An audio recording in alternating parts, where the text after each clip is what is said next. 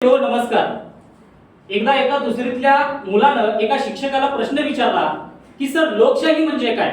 तेव्हा सरांनी असं सांगितलं की बाळा, तुझी आई म्हणजे या देशाची न्याय व्यवस्था, तुझे वडील म्हणजे या देशाचे भांडवलदार, तू आणि तुझी भावंड म्हणजे या देशाचे कामगार, आणि तुझ्या घरात काम करत असणारे तुझे नोकर चाकर म्हणजे या देशाचे कामगार, या सगळ्यांना मिळून म्हणतात लोकशाही।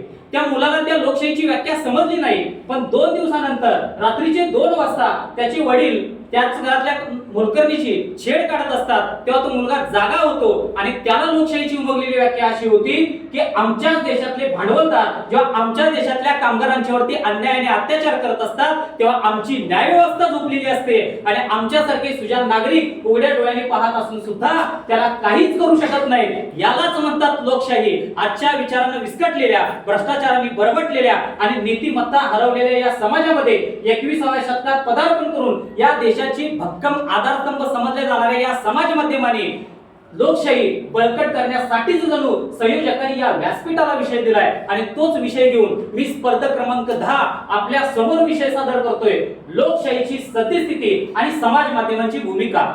प्रस्तुत विषयाच्या जाणीवेला स्पर्श करण्यापूर्वी विषयाच्या अनुषंगाने मला सांगावं असं वाटतं की संयोजकांनी विषय जरी एक दिला असला तरी याच्या प्रामुख्याने 2 बाजू आहेत। यातली पहिली बाजू म्हणजे लोकशाहीची सद्यस्थिती आणि दुसरी बाजू म्हणजे समाज माध्यमांची भूमिका। जेव्हा मी पहिल्या बाजूचा विचार करतो तेव्हा काही प्रश्न माझ्या समोर येतात, कारण ही लोकशाहीची सद्यस्थिती आज कलुषित झालेली आहे की ती पोषक आहे। भारताची लोकशाही ही लोकांची आहे की शाही लोकांची आहे?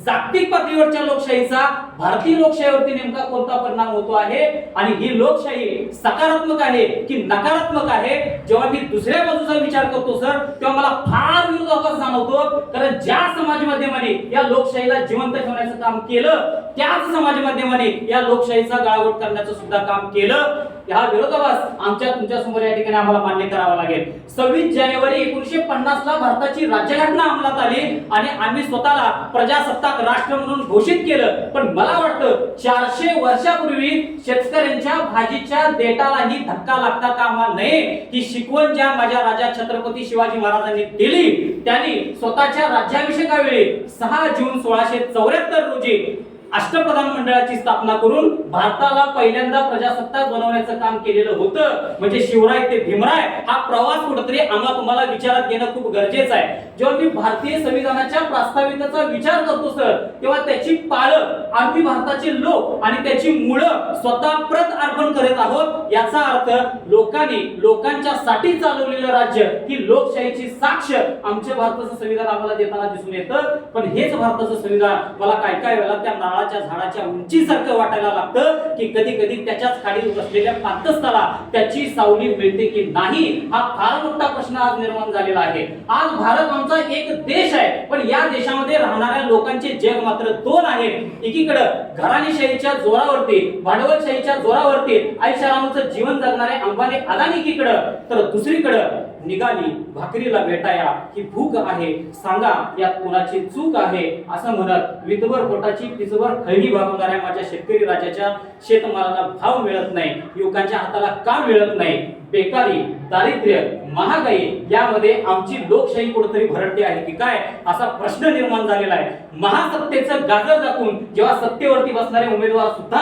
भारत माझा देश आहे असं म्हणण्याऐवजी भारत माझा कधी कधी देश आहे, आम्ही सर्व भारतीय अलग आहोत, माझं आयुष्य हा काही राष्ट्रीय एकात्मतेचा प्रबंध नाही, माझ्या देशाचा माणूस, माझ्या धर्माचा माणूस हाच माझा भाऊ आहे आणि माझा भारत देश माझा खाऊ आहे।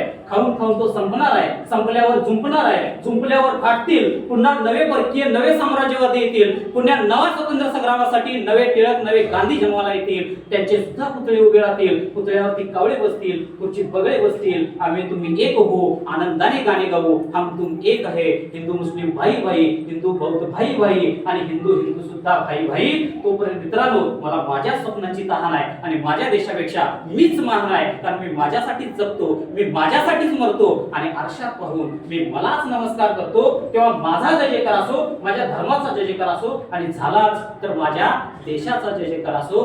असं असेल तर माझ्या देशातल्या लोकशाहीची सद्यस्थिती काय असणार हा फार मोठा प्रश्न आज आमच्या तुमच्या समोर निर्माण झालेला आहे। 2012 सालची एक सत्य घटना सर आपल्या समोर ठेवतो। ती घटना अशी आहे की एका मुलीनं फेसबुक वरती सरकारच्या विरोधात पोस्ट लिहिली आणि दुसऱ्या मुलीनं त्या पोस्टला लाईक केली, म्हणून भारतीय कलम IT ऍक्ट 66A अंतर्गत दोघींच्या वरती गुन्हा नोंद करण्यात आला आणि तुरुंगात टाकण्यात आलं। तेव्हा श्रेया सिंगल नावाच्या एका कायद्याच्या विद्यार्थिनीनं जर सरकारच्या विरोधात बोलणं हा गुन्हा असेल तर लोकशाही जिवंत राहील कशी, असा प्रश्न त्याच सर्वोच्च न्यायालयाला विचारला आणि 66A हे कलम भारतीय संविधान कायदा 1901A च्या विरुद्ध आहे हे संविधानाला सुद्धा मान्य करावं लागलं। आणि मला वाटतं श्रेया सिंगल सारख्या मुलीने जसं लोकशाही जिवंत ठेवण्याचं काम केलं, समाज माध्यमातून आम्ही सुद्धा अशी लोकशाही जिवंत ठेवण्याचं काम करूया।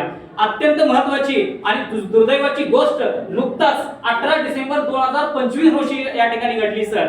बांगलादेशमध्ये या ठिकाणी जो बांगलादेश स्वतःला लोकशाही देश म्हणून समजतो, ज्या बांगलादेशातील जनताच सरकार निवडून देते, ज्या बांगलादेशमध्ये आमच्यासारखेच कायदे आणि सुव्यवस्था